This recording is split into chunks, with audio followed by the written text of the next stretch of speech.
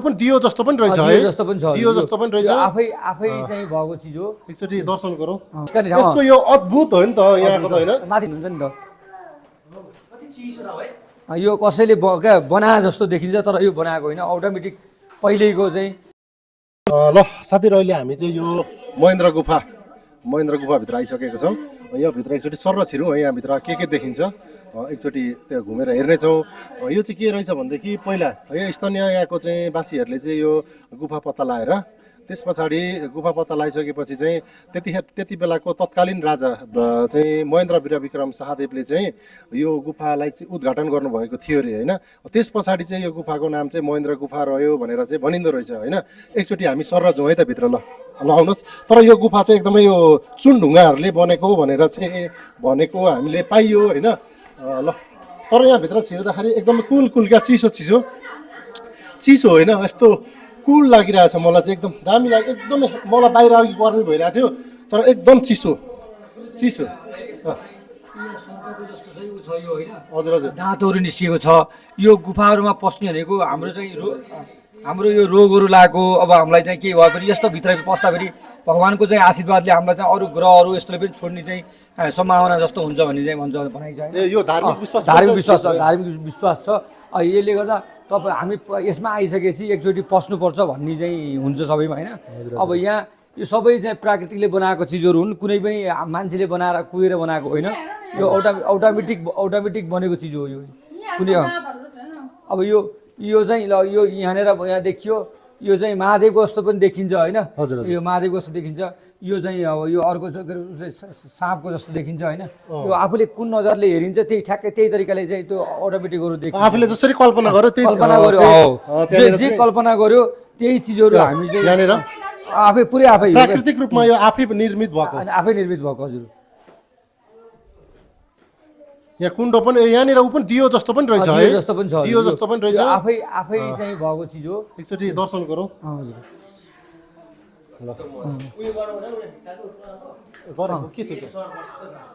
उता है दाहिने राइट सुरुङभित्र थियो होइन। तर यो कस्तो चिसो होइन, यस्तो यो अद्भुत हो नि त यहाँको त होइन। माथि ठोक्नुलाई तपाईँ हाइट हुनुहुन्छ नि त।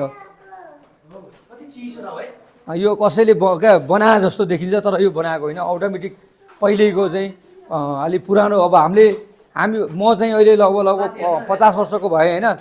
हामी चाहिँ बच्चा हुँदा पनि यो यस्तै थियो, अहिले पनि यस्तै छ। योभन्दा पहिल्यै थियो क्या, अझै त्योभन्दा नि पहिले चाहिँ यो चाहिँ थियो। यो धेरै वर्ष पुरानो हो। हजुर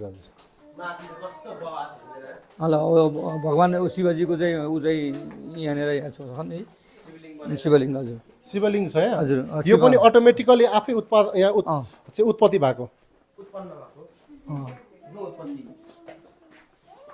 यहाँ यो शिवको मूर्ति जस्तो देखिन्छ नि यहाँ। यसरी हेर्नुहोस् होइन, यसरी सेम देखिन्छ होइन। तर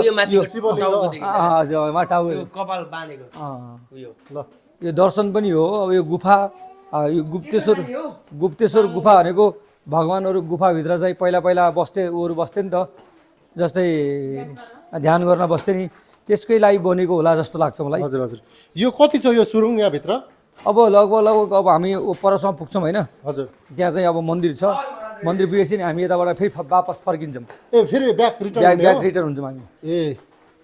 ल यो माथि ठोकिएला है, तपाईँहरू राम्रोसँग चाहिँ गर्नुहोला। यो कसरी अडिएछ भन्ने चाहिँ अब यसको चाहिँ अडिने पनि होइन, यो जानुपर्ने हो। तर चाहिँ यति शक्तिशाली अझै मभन्दा बुझ्ने चाहिँ उहाँ हुनुहुन्छ, उहाँ उमेरले पनि पाएको।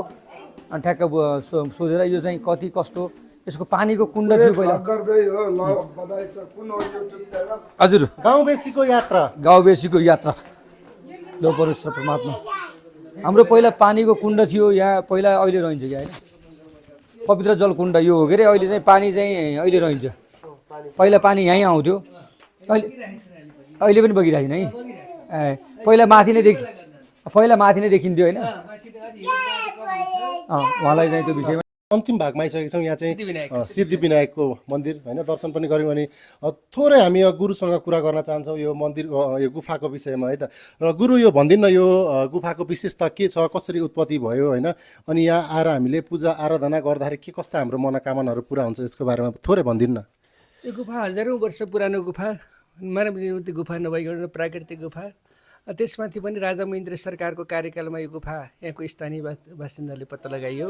राजा वीरेन्द्र सरकारबाट यो गुफाको अवलोकन र भ्रमण र उद्घाटन 2031 सालमा गरेको कारणले महेन्द्र गुफा नामकरण गरेको। जलहरू बगिरहेका छन्, त्यहाँको जलहरू झिकेर मन्दिरमा जल चढाउँदा कार्यसिद्धि हुन्छ भन्ने भनाइ छ। यो गुफाभित्र गुफा बराह, देवी देउराली, शङ्कर भगवान ईश्वर, हनुमान देवता, नाग देवता, यता सिद्धिविनायकको मन्दिर प्राकृतिक रूपमै भेटिएका मूर्ति हुन्।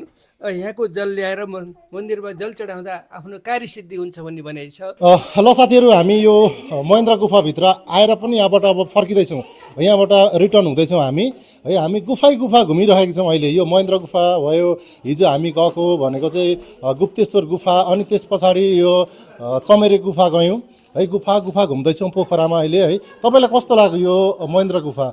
कमेन्ट गर्दै जानु होला। फेरि हामी अर्को नेक्स्ट ठाउँमा जाने